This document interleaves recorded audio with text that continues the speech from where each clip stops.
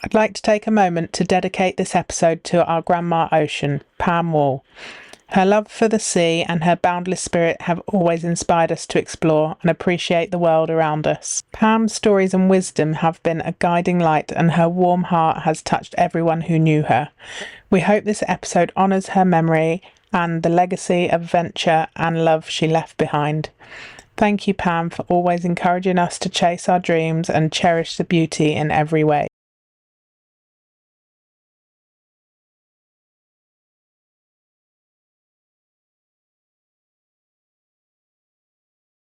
We're off again from Swansea this morning up to Penarth. So we've got Stuart on board with us, and we've got a buddy boat as well. Neil, who's a local instructor, who's on a buddy boat. They do day skipper training on that boat. So we're buddy boating all the way up from here to Penarth, which is fantastic. We're just in Swansea Towie Lock.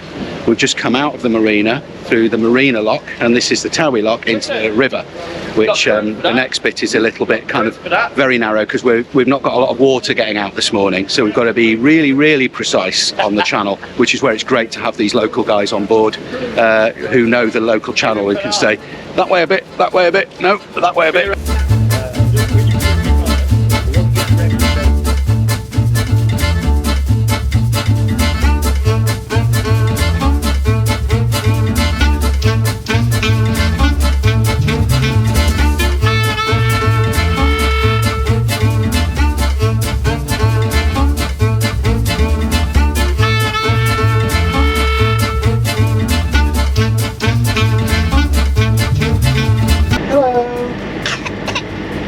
Hi. You okay? Yeah. Good. Listening to nursery rhymes as we go along. Yeah. We've got Stuart with us today. Now, what happened was I was doing my research about going up the Bristol Channel, which is a scary piece of water. So I rang Penarth Marina, where we're heading to, and I said, listen, we're coming up to Penarth Marina, we're coming up the Bristol Channel, and to be dead honest, I'm a little bit wary. Is there anybody that you've got there that's got some local knowledge, who's a sailing instructor perhaps, and who knows their stuff, who can kind of talk me through the passage?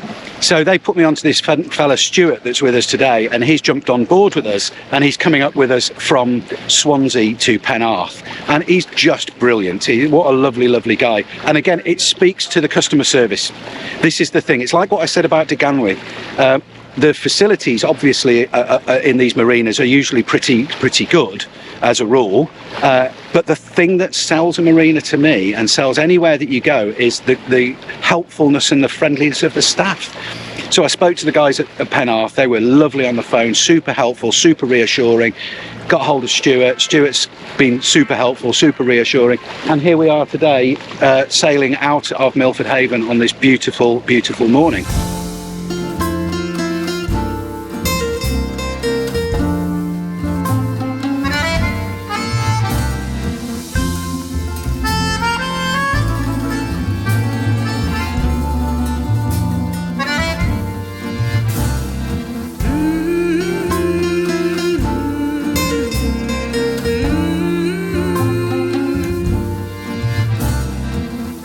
How much depth have we got, Jack?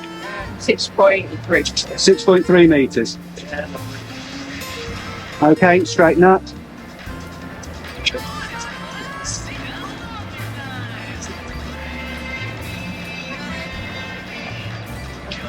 You come around about another 20 degrees. You hear that? Come round another 20 degrees. So look at your compass. You're on 145. They come round to 165. Actually, that'll do there. Okay. Perfect. Yeah.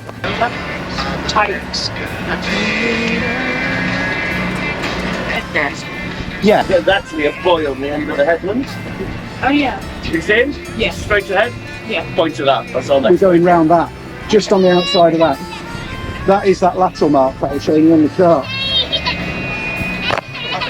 Yeah. See, Jack's already 12. He's already helming a 46-foot boat. Yeah. By the time he's 15, Yeah, on his own boat.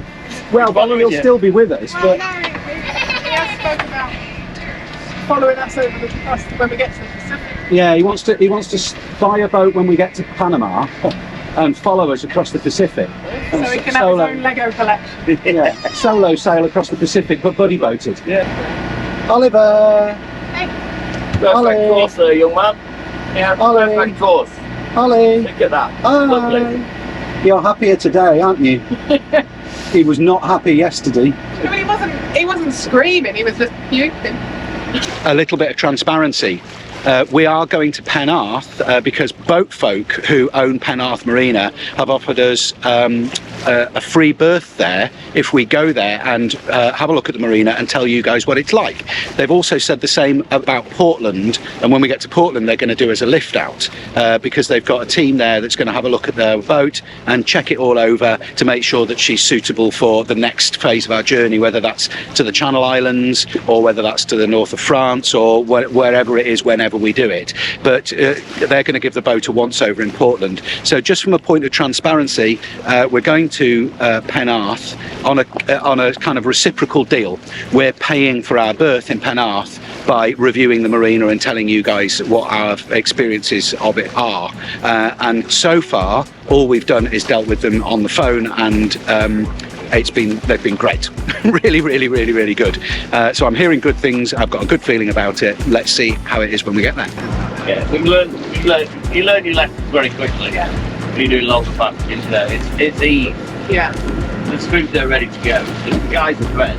Yeah. We're just going to pull out the head sail to give us a bit of extra. I realised we left a winch handle in the winch at the mast. It's a big no-no. Probably the first person to give me a telling off in the nicest possible way about the wayward winch handle would be Pam Wall. This is actually pretty hard to talk about. A couple of days ago we lost one of our dearest friends. Pam Wall was a true legend of the seas, lived a life filled with adventure, wisdom and boundless love for the ocean. Together with her husband Andy Wall and their children Jamie and Samantha, Pam embarked on a voyage that would span the globe and inspire countless others to follow their dream of living on the water. At a time when circumnavigating the world by sailboat was an uncommon feat, the Wall family charted a course that showcased the beauty, challenges and rewards of a life lived in harmony with the waves. Pam's legacy extends far beyond her own remarkable journeys. As a dedicated advocate to the cruising lifestyle, she generously shared her extensive knowledge through seminars, writings and one-to-one consultations. Her work with West Marine allowed her to touch the lives of many sailors, providing them with the tools and confidence needed to embark on their own adventures. Her guidance on preparing for long-distance cruising, safety at sea and the practical aspects of life aboard a sailboat has been invaluable to the sailing community. To those who knew her personally, Pam was more than an expert sailor. She was a cherished friend whose spirit and enthusiasm were as vast as the ocean she loved. Her warmth, kindness and unwavering support created a ripple effect that reached far and wide. For us, Pam was the direct and specific inspiration for our own decision to become liveaboard cruisers. Her stories, encouragement and the example she set gave us the courage to pursue our own dreams, transforming our lives in ways we could never have imagined. Pam Wall's influence on the sailing world is immeasurable, and her memory will forever be a beacon to those who seek adventure on the sea. Her spirit will continue to sail with us, carried by the wind and waves she so dearly cherished. Today our thoughts are with Jamie, her son, and all her family and friends. Sail strong, Pam, fair winds and clear skies.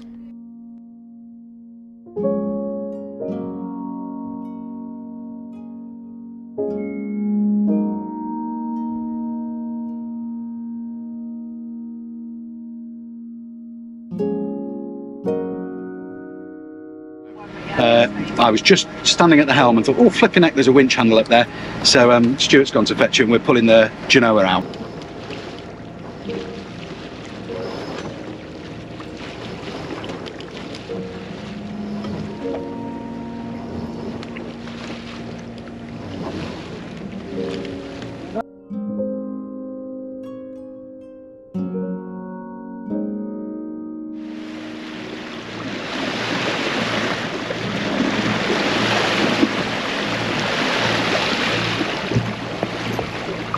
They say sailing and liveaboard lifestyle is 80%, but it's 10% terror, 10% bliss, and 80% boredom. And today is definitely the 10% bliss. Just having the best time today. It's just stunning. We're managing to do some sailing. The wind's now dropped to nothing at all. It's completely zero. But that's just fine. enjoying every moment today. This is what it's about. It's a beautiful, absolutely beautiful day. Completely different from yesterday. Stunning.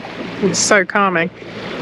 Just wish there was slightly more wind so we could have the head sail out. We've been sailing a bit, but we've got about 3 knots now. But Ollie's not puking today, so it makes it a good day. So this is Stuart. Where is he? There. Hello. And he's just going to explain where we're going. So we're now coming into the Nash Passage, which is the northern passage through Nash Sands. It's about 2 cables wide, and today on a nice day it's an easy passage, but not advisable on a rough day. No. No.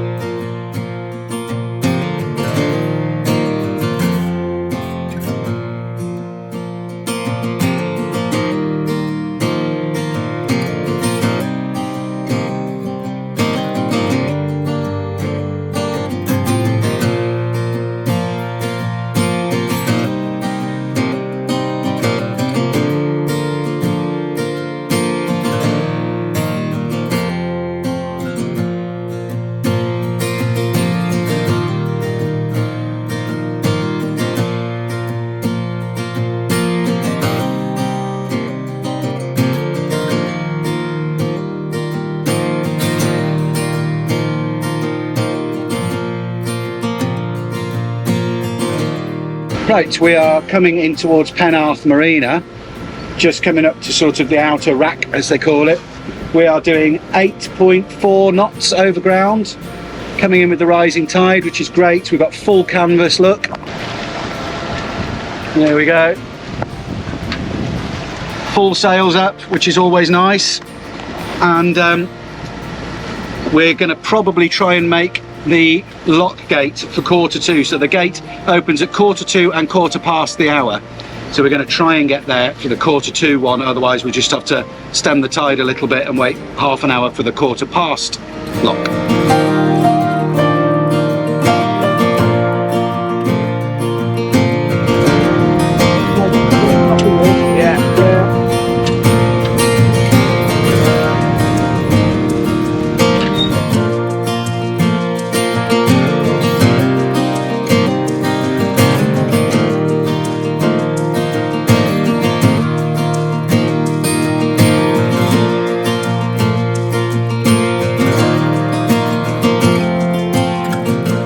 To get to Penarth Marina, you have to go through 2 locks, the first of which is the Cardiff Barrage.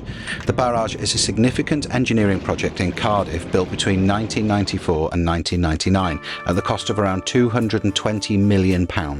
It stretches 1.1 kilometres, stretching between Cardiff and Penarth, and was designed to create a large freshwater lake by impounding the estuaries of the Taff and the Ely. This transformation aimed to regenerate the area, attracting investment and enhancing its appeal for residential, commercial and recreational purposes. We're in Penarth, big lock. Yeah. It's a big lock. Big lot. Lots of us trying to get in. Yeah. What can you remember that? I can't remember what berth it was. H something. It's like a busy parking lot in here. So what will happen now, Jack? Yeah. They'll close these 2 gates, and then they'll open the ones in front of us, and let the water level.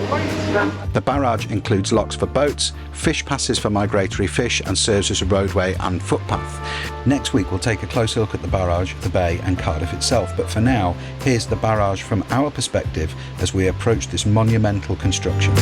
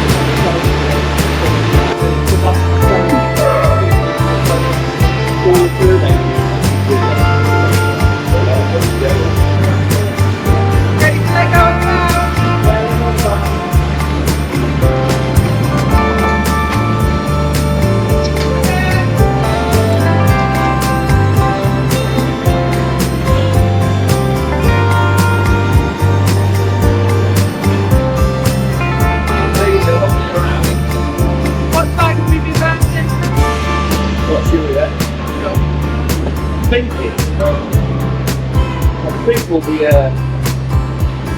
Is that on both sides? starboard side too, but I'll resend this one back.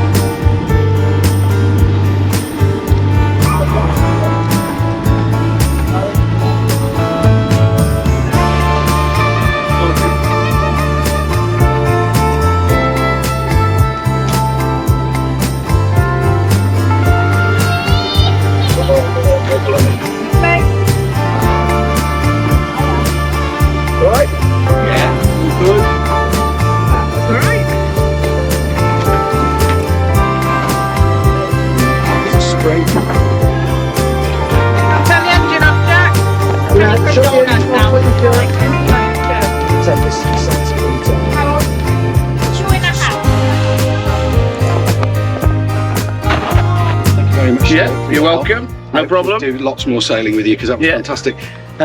Any advice that you'd give us about sorting? Keep at it. Keep at it. Keep at it. Keep practicing. Our second night in Penarth Marina, and we love it here.